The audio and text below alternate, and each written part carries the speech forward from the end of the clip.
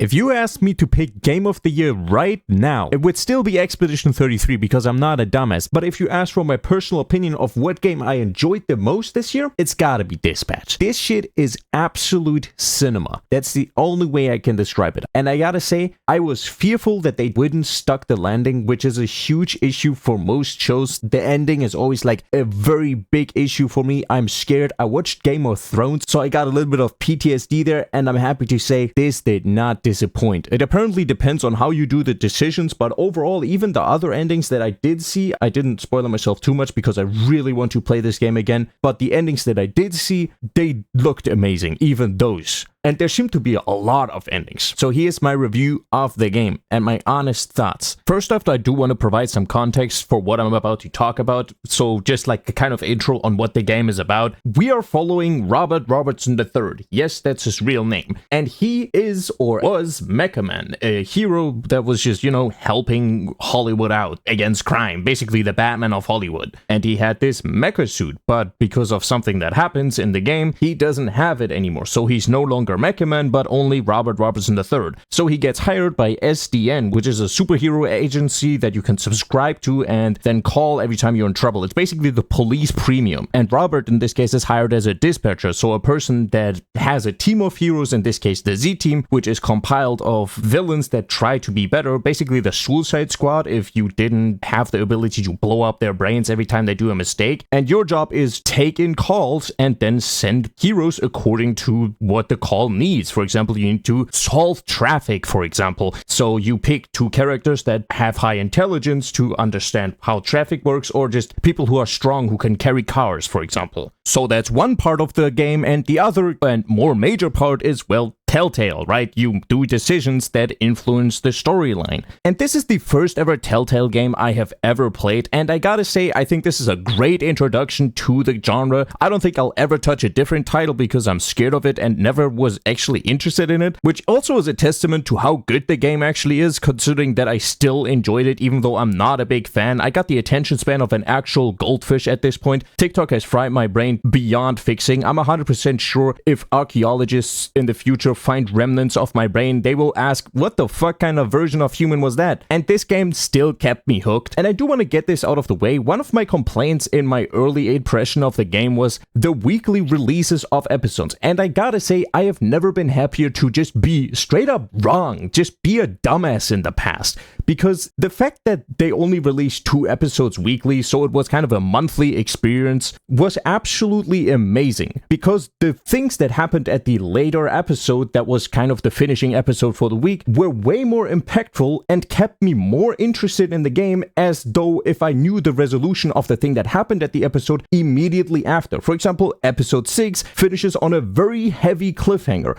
I won't go into spoilers, maybe later, but I'll warn you if I go into spoilers. But episode 6 finishes on a pretty heavy cliffhanger. And, well, if I immediately knew right afterwards what happens or how it's going to resolve, it wouldn't have the same impact. It wouldn't have the same experience. And while I'm talking, I'm constantly thinking about complaints that I have about the game, but there truly isn't any that I have. Maybe I'm just an easily satisfied dog, maybe my standards are just not high enough, or maybe the game is truly just that good, or I just have not developed the critical thinking ability of becoming a person that reviews stuff. That could also be the case. But my favorite part about this game has to be the dialogue and voice acting. I think what made this game successful, especially at the start, was the cast. It was Aaron Paul, Moist Critical, Jacksepticeye. They know how to talk well. They're very fun to listen to. They synergize very well, which is obviously because of the writers and because of the voice actors. Both deserve credit here. They did an amazing job not making the dialogue cringy, which I think is an achievement in video games. Video games have a very hard time making dialogue not sound like you're watching Disney Channel, and they did a great job at that. Everything feels nice, and a big criticism that I've heard is that decisions don't have an impact, and if this is one of your takes or one of the takes of your loved ones, maybe check their brains out for lobotomies, or if this behavior continues, just cut them out of your life. I watched a different playthrough from other people, and I made some major different decisions than them, and depending on what you choose, it does make a huge difference on how the game plays out and how characters view you as Robert Robertson III. And I'm going to go on a side tangent here, okay? You need to listen to me on this.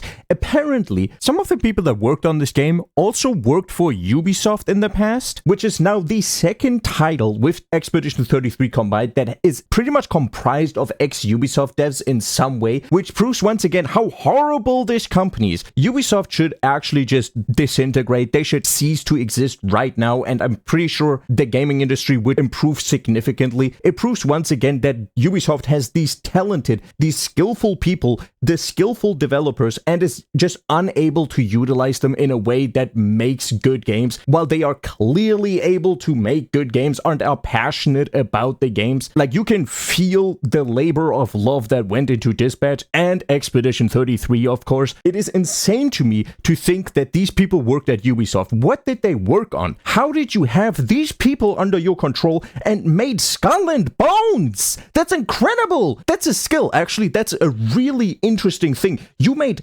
dog shit out of people who can make a Wagyu steak perfectly cooked. That's a talent, actually. That's a skill. That we gotta appreciate that. You are a max level dumbest. You are a lobotomite at leading teams. It is a skill being this bad at managing people. Anyways, like I said, I love the story of the game, but I also love the gameplay. That is also like one of my favorite parts, and I think it's underappreciated how good the gameplay is. And surprisingly, from everything I've heard from other opinions, which truly don't necessarily matter at all, I seem to be alone on the fact that the gameplay is good even after 8 episodes of doing straight dispatching the same over and over again, which, you know, it's not the same thing over and over again, but the concept in and of itself is the same, and it has different slight variations each episode. Maybe I'm like a dog. You give him one toy and he's satisfied for the rest of his life. You could give a cat a cardboard box and she will be happy for the rest of the days. I might be the same as them, because I had a great time even 8 episodes in of 10 hours doing the same thing over and over again, which is something I don't think is very big in Telltales. Like, I know The Walking Dead has some gameplay aspects, but it isn't major, at least from my experience, from what I watched. But in the end, I was like, what, 14 when I watched a playthrough of that, and that was on the side screen while I was PvPing in Minecraft. I don't think a lot of attention went to that, so correct me if I'm wrong on this. But the gameplay is really good. Like I said, you have to send heroes on calls you get, and if you send heroes incorrectly, you get punished for it significantly, because sometimes the heroes just get hurt. So they lose like 25% of their stats, and you can't utilize them anymore very well. But there's so much depth into the gameplay. Like, you have this skill tree, and obviously the heroes level up, and then you can evolve a specific skill. You can put a skill point in there, but they also have powers which are very unique to their character. For example, Malevola. Yes, this will be a little bit of a spoiler, so if you don't want to hear this, just skip away. She has a power that is absolutely amazing, and I'm pretty sure carried me through so many missions and so many dispatch sessions. She has the power of, if you send her together with an injured hero, she heals the hero and gets stats boosted for this call.